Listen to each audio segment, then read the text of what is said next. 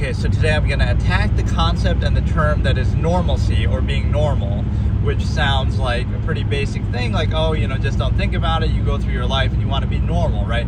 You want to be like everybody else, but you got to think about this a little bit in the context of history, like, what's considered normal now would not have been normal 500 years ago, or won't be normal 500 years from now, or even 100 years. So what's normal in your country isn't normal in another. So it's not a very good, well-defined term. It's almost a term that has no meaning or definition. It's a variable, flexible term that applies to whatever the current time period is about, and sort of defined by things that you can't even control. Like, oh, it's normal to do something that makes you easy to control in this era of human civilization, where you don't think too much, or you don't self-actualize, or you don't have high standards. Right, so normalcy is just another term for one of those two things. It's like whatever is just most common, and the reason why it's most common is just because of the technology of the era defines your lifestyle, or the power structure of the era defines your lifestyle, or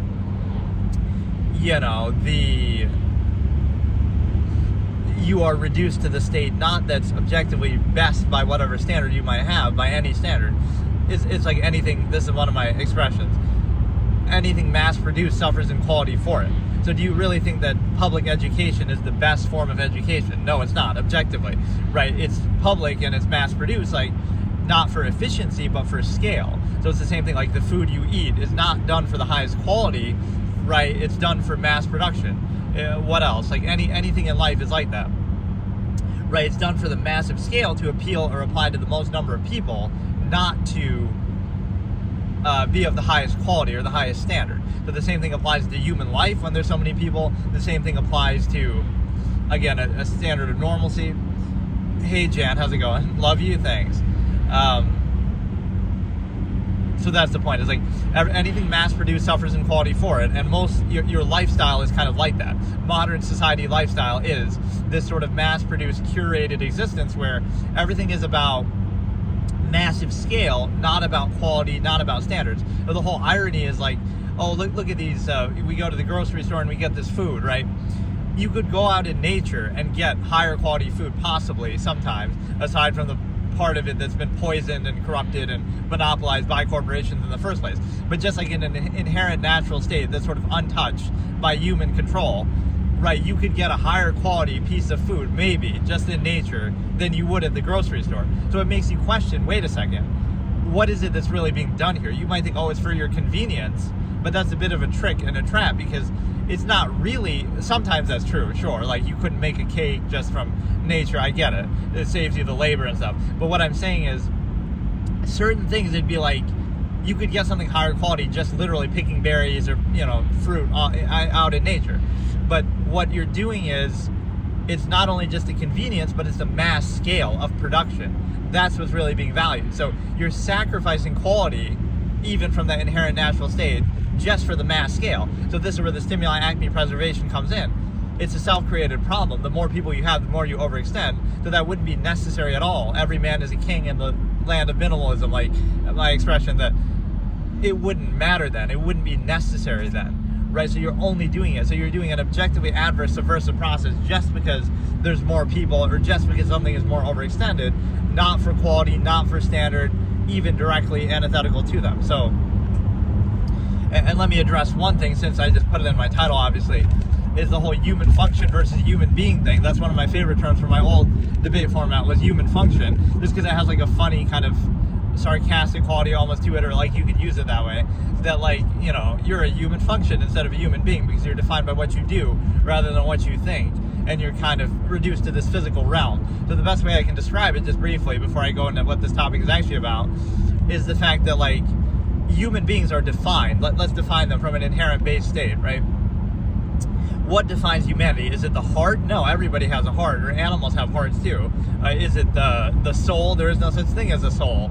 Is it emotions or something like that? Right, emotion is just irrational insistence upon the self. All these little logical razors I would use. Hey, how's it going, Cinnamon? So it's none of those things. It's actually the mind. It's the ability to think. It's the ability to be self-aware, and the level of intelligence that we have. So it's the mind, and a lot of those things are misattributed to that anyway. Like when you say the heart, you kind of mean the mind anyway. When you say the soul, you mean the mind anyway. Like the ability to whatever, choose compassion or help other people, that all comes from the mind anyway, right? Emotion and stuff like that. But so it's just a misnomer anyway. But the point is, what defines humanity and what separates humanity from animals is their greater degree of intelligence and their self-awareness and their ability to think. That is the objective, actual difference, right? And so that would be how we define a human being. Like, okay, or like how we define these two things. The physical, your limited physical subjective state with your five senses, it's very narrow. It's limited to your immediate environment, right? It's limited, it's myopic, it has flaws, it has faults, it can be easily fooled and tricked and manipulated and deceived, and it's incomplete, right? So that would be the human function basis. Like, your body and your physical subjective self is limited in scope, right? This has got to turn into. But yeah, this does at least let you see how bad these roads are. Like, I'm doing a public service. So some of these roads, this is New York State, but like some of these roads are just atrocious, and they're never fixed. Like, it's like, oh no, they'll get around to it eventually. They'll never do it. Right? Like some roads they just don't care about. It's like a caste system of some areas. You know, oh, it's a poor area, or it's like countryside, so they're not going to care about it.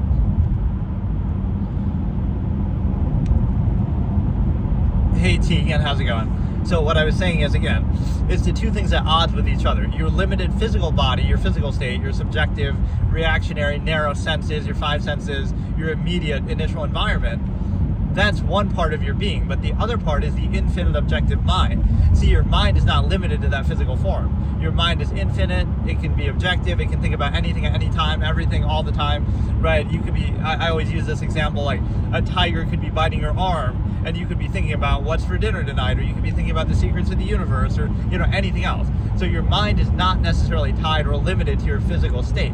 So the point of this is, you can do one of two things. You can try to reduce this is what common normal society does, or what ordinary people do, which is definitely something worth considering. You reduce the mind, the infinite objective mind, to the limited, narrow physical state.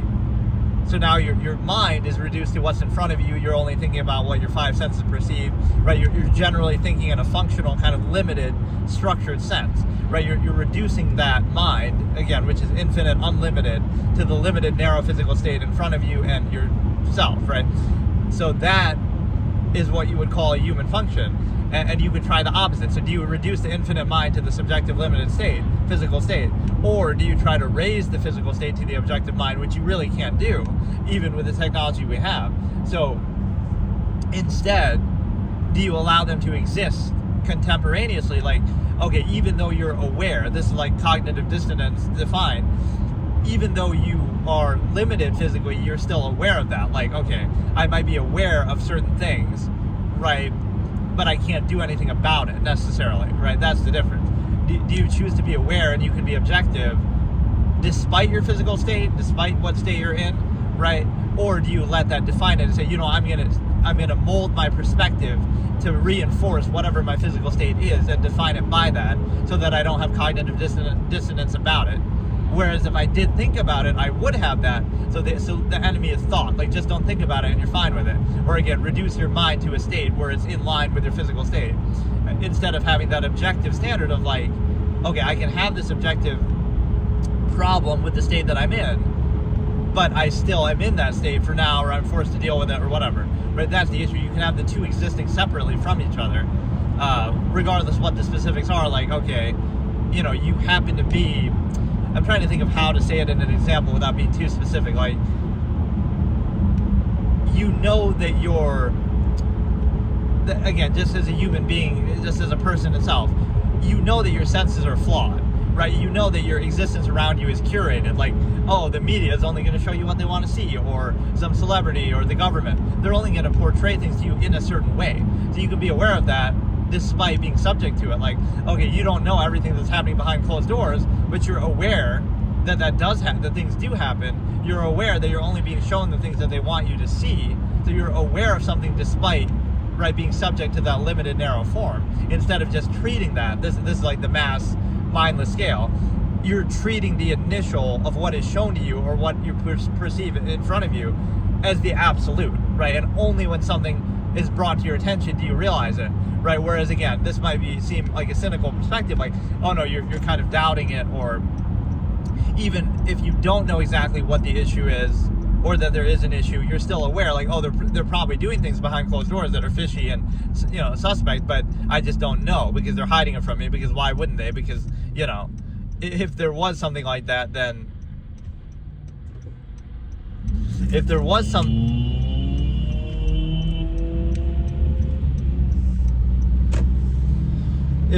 something like that, then right, they would never show you. And so the point is that, right, you're aware of that, or just in general, like in a daily life, like how you judge other people, everything, like your perceptions are very limited and very flawed. So it's like, oh, this person was so nice, but they're only nice because they know, you know, they're being judged or perceived by you in that moment. And then, oh, they might be a total dick behind closed doors, or, you know, when you're not looking. So you can be aware of the two things, right? That something's being presented to you in your limited myopic perception versus what is actually true, or the totality of something, right? Instead of treating the two, oh no, I'm only going to define everything by my limited perception, but then that allows you to be controlled by it. Like, oh, so all somebody would have to do to appear good is to present it to you that way in the short period of time that you observe them, and then all the rest of the time they can be something totally different, right? So you're letting your perceptions control you, your limited myopic perceptions. And so let's look at this a little bit differently too. So now we have,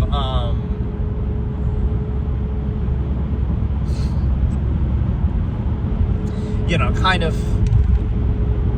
it's treated as a false absolute state, right? Whatever is considered normal in a particular era of society. But if you observe the origin point of how it came to be, it's like, it requires indoctrination of youth. It requires, you know, it's defined by technology, by government, by media. Like, there's a lot of influences, so it shows you it's not natural. It's sort of a reactive state, so it's kind of arbitrary. So if those factors were different, then the state would be different, right? If you are going to value something like normalcy, what you should always do is define it fully, define it precisely. What exactly do you mean by that? And then hold it fully accountable. But what happens is, it's like a catch-all, just kind of generic term. Oh, like, oh, that's weird, or oh, you know, you should be normal. It's like, you can't even define or explain exactly what that means, because it's just kind of general, right? You won't really think about it or define it. It'll just be like this general, broad thing. Anything that suits your limited, you know, experience will be normal. Anything that doesn't is negative.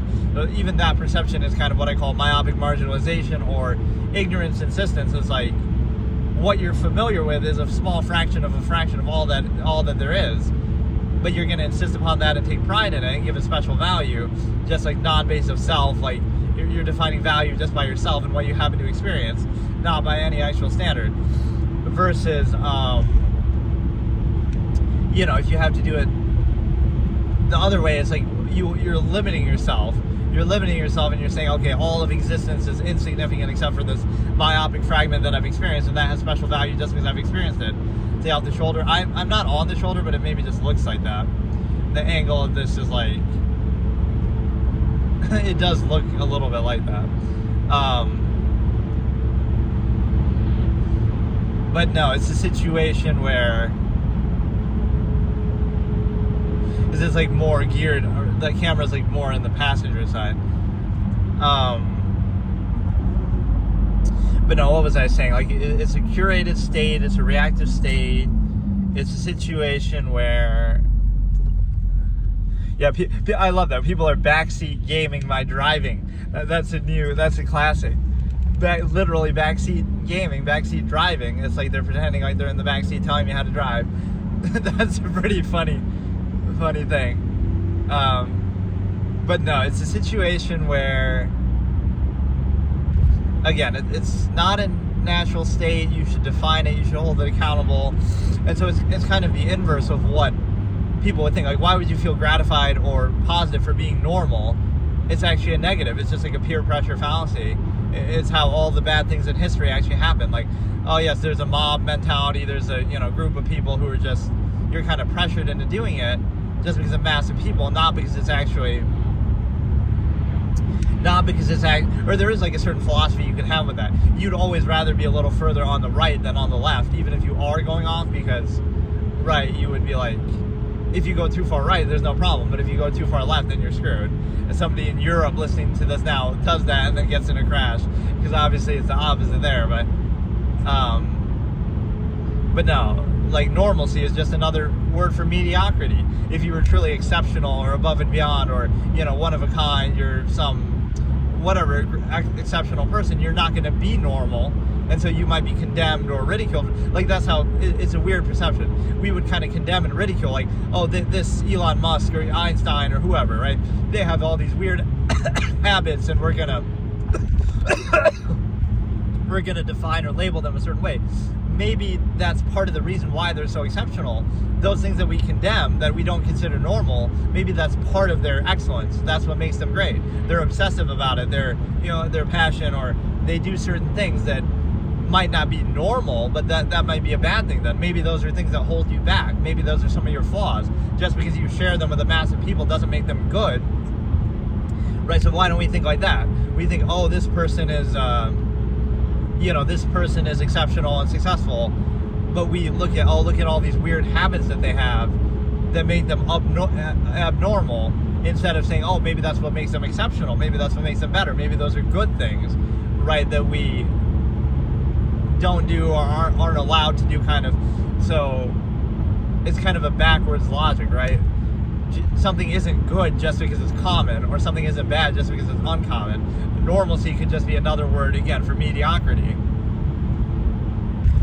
Like, which would you rather be? Would you rather be just one of the herd, one of the crowd, or would you rather be some exceptional, one-of-a-kind person in whatever capacity, whether it be successful, rich, or famous, or something?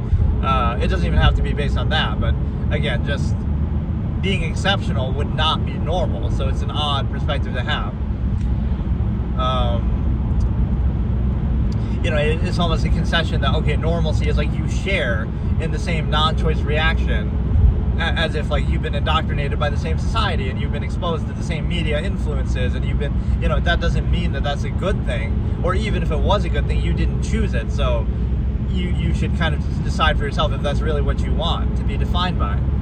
But again, it kind of operates on the basis of people not really thinking for themselves, or not really thinking about it, and again, just reacting and reinforcing. So you kind of take a certain pride and pleasure in that, like, oh, we're all so relatable, right? This kind of term that people use.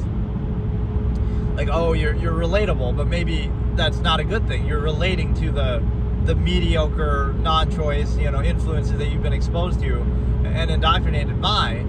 But that doesn't mean that's really what you would want, or that's a higher standard. So, right, it sort of shows you the human ego being weaponized against you, in the sense that because you've experienced something, it must be good, or because you are exposed to something, it must be, you couldn't possibly be wrong, or it couldn't possibly be negative, because then that would trigger your cognitive dissonance. So instead, we have to insist upon it and pretend like we chose it or we want it, and kind of indignantly insist upon it. And we do that together, like, oh, this mass of people in society, we're all so proud of ourselves, and we're all so happy with ourselves and comfortable with ourselves, as we're in this like mob mentality, trying to reinforce whatever state we're in. But people might have done that in Germany in World War II, or people might have done that in China and right now. Like, oh, so that's how they reinforce that state too, and look how at peace and normal they are there. But maybe you shouldn't be normal, right, in those circumstances. Maybe there's something wrong. Maybe there's a flaw of the process, or the society, or the lifestyle, or whatever, right? So it's like this uncritical mass of mindless people just reinforcing whatever state's in front of them, just because they happen to be exposed to it. And that's how you define normalcy, which is not credible at all. So, and again, it's not even really specifically defined or held accountable. It's just mindlessly like, oh, whatever is common is just normal, right? That doesn't mean it's good, even by your own subjective standard, however you define that. So you sort of share in the same non-choice reaction. You sort of pretend like you desire it. You have this need to like constantly overcompensate for a contrivance state, in the sense of like, oh yeah, our state of being and our lifestyle is an absolute and unquestionable. So now it's just a matter of how well we do or don't do it. But then it requires something in observable practice, as I call it. Like, oh, your state of being is absolute, but then you're so not at peace with it that you have to outwardly insist and constantly judge other people or, condemn any alternate lifestyle. Like, oh, we're so at peace with our single partner relationship in society that we have to condemn open relationships, or we have to, be insecure about that, and you can't be friends with anybody of the same gender, or you might, so it's an absolute, but it requires all these rules and prerequisites to actually appear absolute on the surface, right? So in observable practice, it's not actually absolute at all.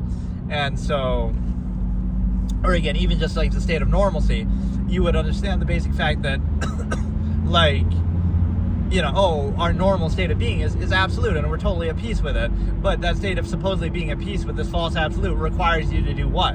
It requires you to constantly be reinforced through social contrivance and, distracted by, like, it requires a series of things. It requires indoctrination as a prerequisite. It requires constant social reinforcement. It requires overcompensation, distraction, folly, favoritism, entertainment, escapism. It requires, kind of ritualistic things, self-gratification. So a lot of that is done through the social realm of like, oh, it's absolute, but it just requires all of these things to appear absolute, right? And if you don't treat it as absolute, or you expose it as absolute or not absolute, then you'll be condemned and stigmatized by this mob mentality too. So that's kind of a tell right there. Right, they're so at peace with it that they have to outwardly insist and attack anything else. But also it's a state where, you're basically just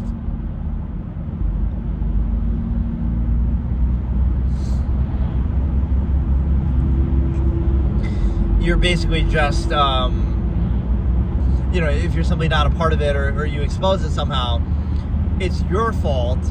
So like, again, it's like the Bolshevik rhetoric, close structure, contrivance, false duality term that I use. It means that it's absolute, like the state of normalcy in society or whatever lifestyle is prevalent.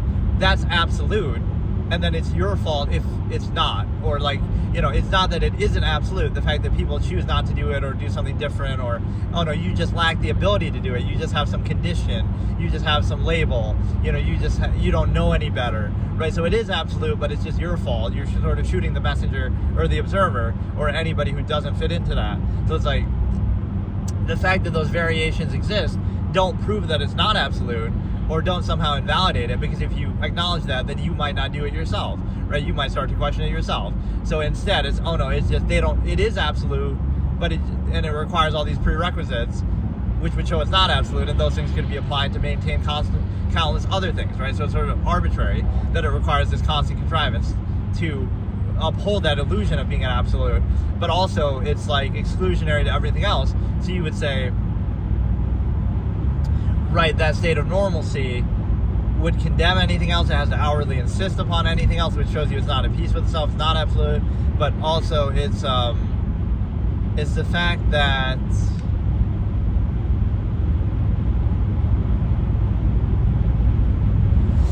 you would be, again, anyone who doesn't go along with it, or is kind of neutral or different or variable or not a part of it, they would be condemned, again, within this false absolute mentality. So think about those two layers. It's an absolute, but it requires constant contrivance, constant reinforcement through media, through government, through influence, through indoctrination of children, through social norms and contrivance and stigma and overcompensation and gratification. It requires all of those things constantly. Distraction through entertainment, escapism, all these imbalance, overcompensation elements, the fact of all of those things you need to then, it is an absolute, but it requires that constantly in the observable practice. And then the other point it requires is that anybody who doesn't go along with it, or exposes it, or observes it, right, it's not that they show it's not absolute, that you could choose something else, or something else could exist. It's still absolute, but it's their fault. Like, okay, they're this label, they have this condition, they don't know any better, they just lack the ability to do this absolute, as if it should come down to that, not that it isn't absolute. So it might be necessary to maintain that contrivance state, but who says maintaining that contrivance state is necessary? right? That's the whole point. It's like, oh no, you can't do, you can't not take part in the artifice of contrivance because that might expose it, or oh, then that might reveal it, or that might invalidate it. But maybe that's the point. Maybe that's your intention, or maybe that reveals that it's not absolute. So, right, that's the initial layer. Like, we try to avoid cognitive dissonance of this false absolute state that we're in. Right, the specific society, which every era of human civilization would have said the same thing. Oh, their way is the right way, and now we would say that's wrong, and ours is the right way, and it's the fallacy of things are the way they are because that's the way they're meant to be, basically, is a fallacy. So the problem with that is you're never self-aware or actively critical or choosing anything. You're just kind of mindlessly reacting, and so it's the surface level. That's why appearances are so important, so you maintain the illusion of it being absolute. And so you care more about the appearance and how it's presented, not the actual reality underneath, because if you saw that, then it wouldn't be absolute, and it wouldn't be uniform, and it wouldn't be done by everybody so mindlessly, a collective mass of people. There'd be variable. There'd be, it wouldn't be, you might think, oh, you would, if you thought for yourself objectively, you would come to the exact same conclusion and same lifestyle, but that's not true, right? Or even if it was true for you, it wouldn't be true for hundreds of millions of people, right, uniformly across the board. But that's how you know something's being forced and compelled and pressured, and it's not natural at all. So the problem is that, again, even normalcy operates under that fallacy. Even if you want to go by this collective mass of people and reinforce it, at least you would assume that people chose that state for themselves. But they didn't, because, again, indoctrination in youth, reactionary basis to a machination process, and that's some of technology in the era defines it, different influences, whether it be government, whether it be media, whether it be, whatever it might be. So it's not even something you chose for yourself, so it's hard to reinforce it and act like that's really a positive thing. And then, right, the way it was arrived upon is not organic, it's not natural, it's not your choice. And so the other point with that, I was just saying, again, it requires that, so you have the ostracizing mentality that's a real fallacy. Again, it is absolute, but you shoot the messenger, you shoot the observer, you kind of attack that. You say that, oh, it is absolute, you just don't get it. The emperor has no clothes fallacy, or the false duality, Bolshevik rhetoric that, you're going to attack the person that's not part of this supposed absolute, not that reveals it isn't absolute or that something else could exist. Right, any possible other lifestyle or choices or behaviors could not possibly exist. And if they do exist, again, it doesn't prove that this isn't absolute. Why would somebody possibly want something different? Oh, they just don't know any better. Oh, it's just their fault. Or, oh, they're just a bad person. Or, oh, they're just, you got to label and discredit and attack them, even if all they're simply doing is something different and minding their own business. But, oh, no, you're not allowed to do that. You have to reinforce this collective contrivance state that is so absolute that it's insecure and has to outwardly insist upon itself that way. And then, so yeah, you always have to overcompensate for contrivance, like with social contrivance. So it's like, if you're neutral and objective, like let's say I'm just doing that. So I'm not condemning contrivance or attacking it, I'm just being neutral. But oh no, that's not good enough, right? Simply being aware that it's not absolute is a bad thing. Or even this other perspective that you could say, like, you have to actively be positive, right? So the false negative of neutrality, or being non, as I call it, you have to outwardly, actively, positively reinforce it. So like, oh, if you're just neutral, it'll be seen as negative. Like, oh no, you have to be socially positive and upbeat and all that. So being neutral would be seen as a negative, and being positive and overcompensating for this flawed or artificial contrivance state would be seen as neutral, because that's necessary to maintain it. So by being neutral, you're simply revealing the actual reality and the true nature of the state of it. So, right, so again, that's treated as the normal. The norm is to overcompensate for the flawed process or the artificial process, not to be, again, neutral or objective, because then that would show you it's not absolute. So there's no standard behind it, there's no measure, as I call it, there's no, every era of human civilization and history would arbitrarily insist upon itself. So it was normal during the end of the Roman Empire to be distracted by bread and circuses and satisfied by that as it fell. Or it was normal in World War II Germany to sit by and let atrocities happen or be ignorant to them. It's normal in China right now to be censored and to be, So is that really credible, right? There's a lot of things that have been normal and common and the average person would experience. That doesn't mean that they're good, where you're either enabling it or you're even part of it yourself, or you're just a kind of blind witness to it, mindless witness to it. So it's a very questionable basis. So it's a false absolute. Again, things are the way they are because that's the way they should be. It's a lowest common denominator is always a good term. Like, that doesn't mean it's the best thing. It just means it's something that's dumbed down to a mass of people, right? And even everything mass-produced suffers inequality for it. So, again, is that really a good thing? That it's just dumbed down? Like this, this is how certain things come to be. Just because it's exposed to a large number of people and then it's repeated over and over, like the 6-7 thing or any sort of meme like that. There's no real meaning behind it. Like, what does it actually mean, or why do people value it? They couldn't even explain really why they value it, just because they were exposed to it. Then any standard is bypassed in a lot of areas in life. So why is that so prevalent and popular and exposed to the lowest common denominator of mass of people? It's because step one is exposure, right? It's exposed to a large number of people. Now, how is that exposure defined?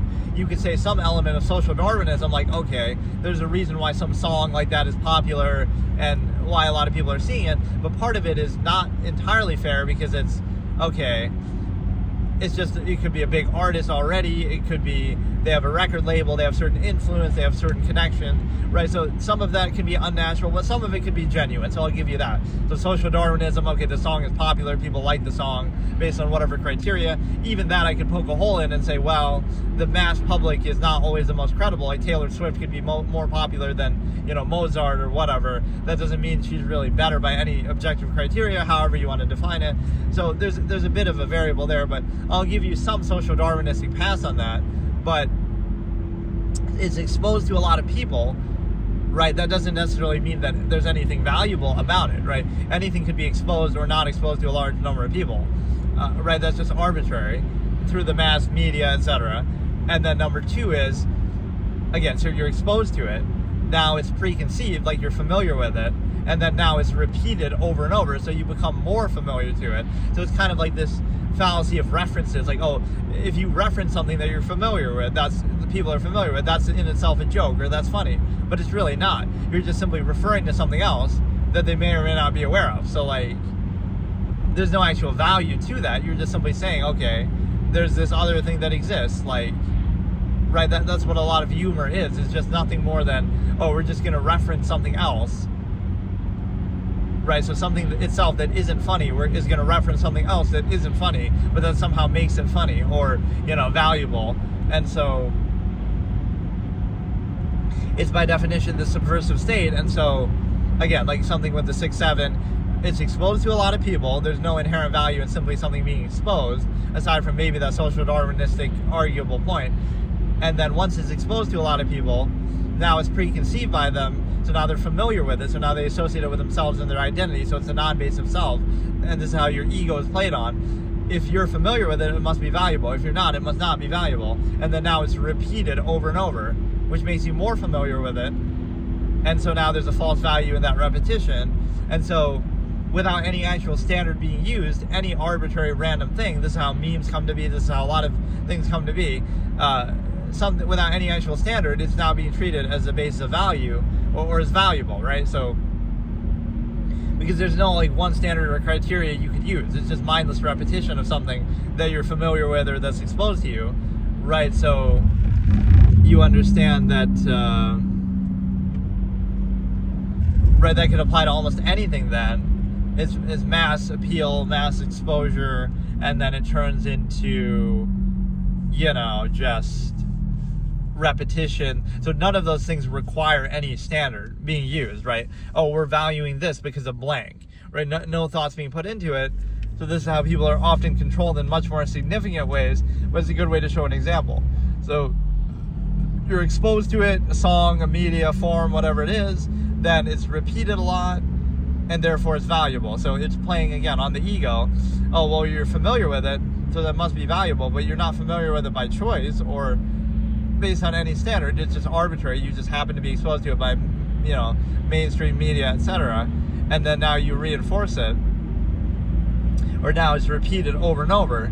That's kind of how, like if a lie is repeated enough, it'll be the truth. But more than just that, it's kind of like if something is exposed widely enough, it becomes valuable. Just everybody's aware of that thing and thinking about that thing because the media is talking about it all the time, so now it must be valuable. And something else isn't talked about as much or at all, so it must not be valuable. So that's kind of like the rule by omission. The media can control you in this way. Not even that they have to lie, but just by their degree of selective emphasis, right? Like, or arguably the framing, but even just this, like, okay, they talk about one topic a lot for hours and hours and hours, and then they don't talk about another topic at all, or they talk about it very briefly. So it's like, they're not controlling necessarily what you're saying or what you think, but they're controlling the topic and what people are talking about or what they care about. And so that's kind of the myopic framing of, just what they're saying could be completely true, but it's still deceptive. And this is why it's more subtle. Because again, they spoke about this one story for an hour, and so, now everybody's talking about that. Everybody cares about that because they're just mindless sheep who react to whatever's presented to them. But they're not... Right, and then they'll talk about another story for 5 minutes, 10 minutes, or not at all. And so now nobody's talking about that, or less people care about that. But again, because they focus more on one, and spend more time on one, now they do that.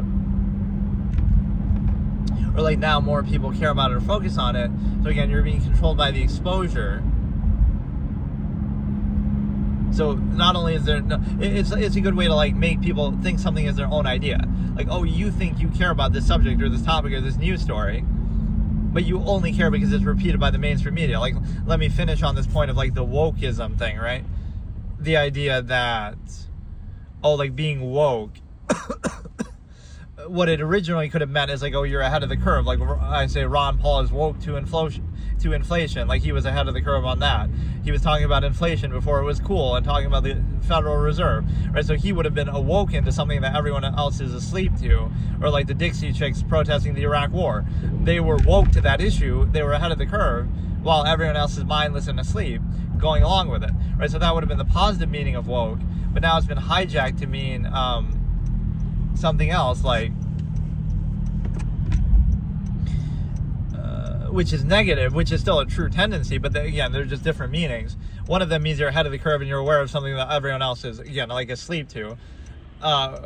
Whereas now, what it's come to mean is this kind of normie mainstream mentality of like, you're suddenly passionate about something that you never even heard about or thought of before, just because the media is constantly talking about it. So a good example would have been Black Lives Matter. It's not a question of whether, again, as that term or that phrase, whether you value Black lives, that's not even the point, right? It's just the name of the organization, right? But that organization had been around for years, right? They had been around for years, and they hadn't gotten very much media coverage, and hardly anybody knew they existed or what they were, or et cetera, right? So they had been around. So if you valued the organization or the cause or whatever it is, you should have valued that all along then. But all of a sudden now everybody hears about it, the media is constantly talking about it, so now it becomes co-opted, and now a majority of people support it. So it's not a question of whether you should support it or not, it's a question of that credibility, like, you only support it because of that, or something to that effect. So that's what it would mean to be, again, woke in this modern meaning of it, which is, again, this normie, mindless mentality. You're suddenly passionate about something that you never talked about, never cared about, never thought about before, just because the media is constantly talking about it. The mainstream media is constantly talking about it, right? So it's not a question of what your position actually would have been, or, it's not a question of whether it's worth supporting or not. It's a question of, the timing is sure convenient that the mass of people is suddenly supporting this thing. What about people who had supported that same thing before, right, for years and years? It had been around for a long time, whatever the cause might be, right? Like global warming is a good example. Al Gore says something about it and he gets criticized, and made fun of, but now all of a sudden everybody's jumped on that bandwagon. So shouldn't he be apologized to and hailed as a hero, right? Whether it's something you agree with or believe in or not, I'm saying he was ahead of the curve on it, and countless other people, but they would have been ridiculed and dismissed, and only now it's being co-opted when, oh, the media decides to support it. Now people are getting passionate about it. So if you're ahead of the curve, you're condemned, but now, right, people jump on the bandwagon because of the media influence. So it's not a question of whether you should support the particular thing or not. It's a question of how you come to that conclusion in the first place. So again, that would be I made like a little short video about this actually too, that I maybe even put on this channel. So that's what I had said. Like Ron Paul was woke to inflation, or the Dixie Chicks were woke to the Iraq War because they were saying things ahead of the curve that we, massive people would agree with now, but we wouldn't, they were condemned or dismissed for saying it at the time. So again, that's the positive meaning of the word woke. The negative meaning is this modern term of like, okay, you're suddenly passionate about something that you never cared about, thought about, talked about before, only because the media is now talking about it constantly and exposing you to it constantly. So it's, again, not a question of the cause, not a question of your position, it's a question of the timing and the mass number of people who happen to believe something or care about something at a certain time. Like, that's awfully convenient, right? So that's this sort of unnatural way that you're made to kind of think something for yourself. Like, oh, it's your own idea. Oh, you care about this all of a sudden now. Oh, Black Lives Matter or George Floyd or global warming or whatever. It doesn't mean those can't be things that you care about, right? It just means that you're made to think it's your own idea because, oh, you're being shown these dramatic images or something now selectively in a skewed sense or all at once or all the time. So now it becomes this big social thing. I would rather you have come to that on your own. I would rather you said that 10 years ago and now you'd have more credibility, except you would have been dismissed or ridiculed or criticized, right? So that's the difference, is like, if you actually have that position as an insightful kind of thing, you'll be dismissed or ridiculed. But if you have it, oh, you're just mindless sheep parroting what the media says now just because it's saying it, I don't respect that as much. Even if the conclusion, that's the funny thing, even if the conclusion or what you're saying or doing or supporting is exactly the same, right? I care more about the form of it. Like, how did you come to that conclusion, right? That's what I care about, not about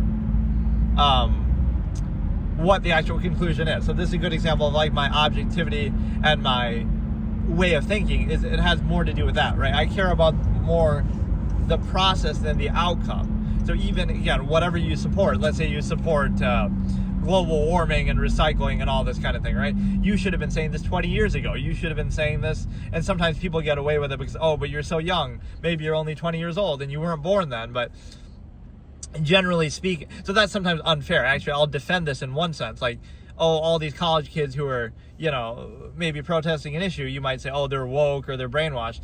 But that might not even be entirely fair because they didn't really have the chance to stop something, let's say the Iraq War, like, oh, you think you're so woke about it, but you weren't even born then, or you weren't even alive then, let's say, or you were 10 years old. So like, what were you really supposed to do about it?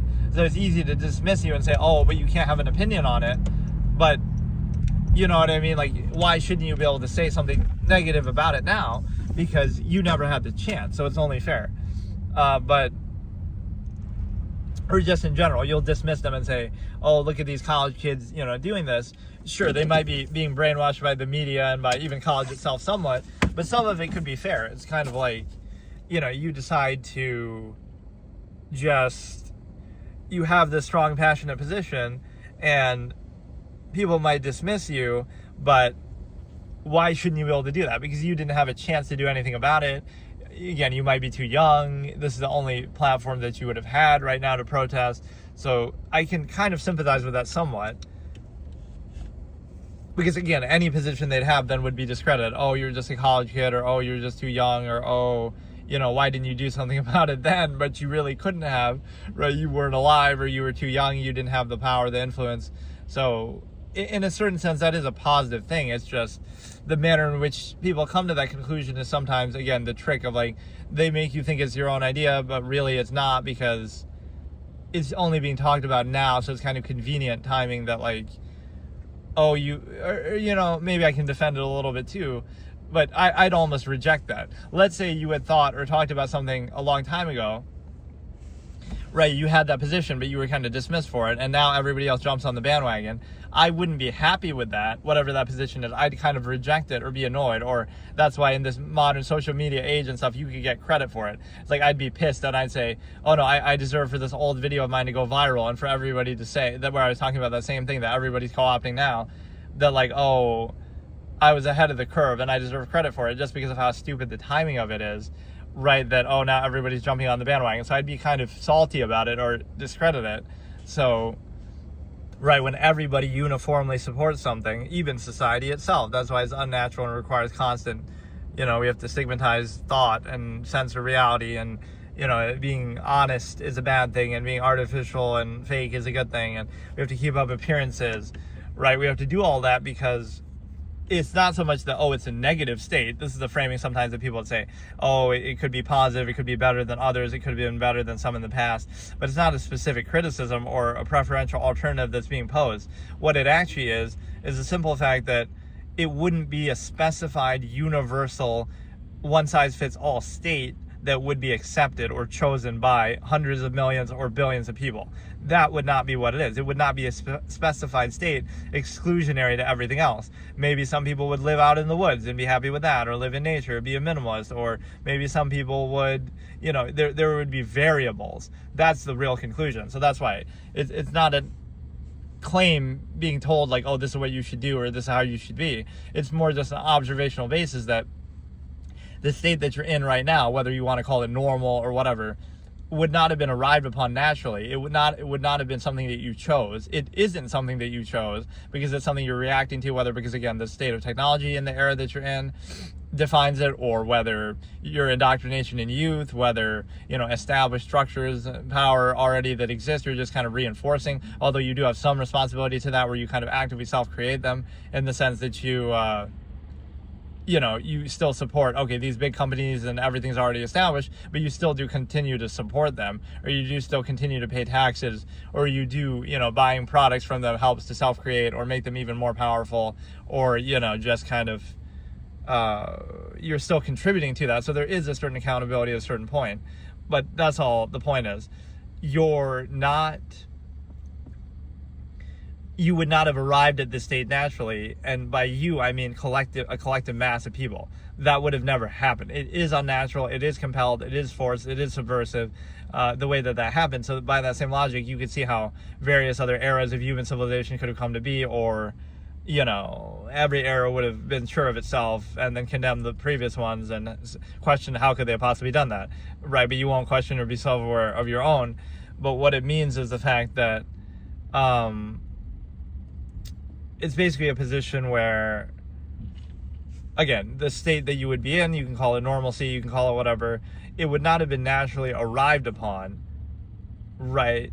Or something that you would have chosen. And again, in a provable, observable sense, it's actually not something that you've chosen, because you can see how it came to be, the origin point, the indoctrination in youth, etc.